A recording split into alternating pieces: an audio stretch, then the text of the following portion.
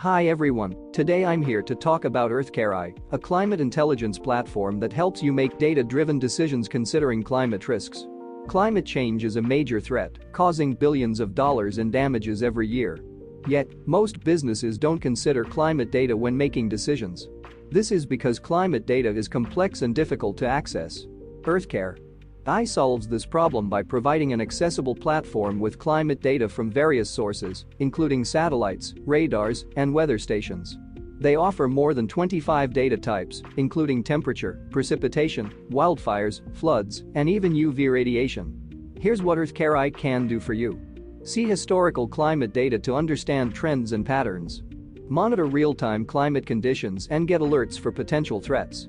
Understand how future climate scenarios will affect a specific location.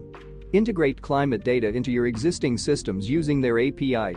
Generate reports for ESG and sustainability purposes.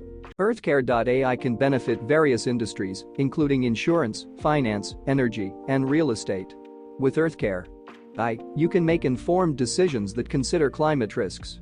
For example, an insurance company used EarthCare.ai's data to identify areas at high risk of floods and adjust their flood insurance pricing accordingly.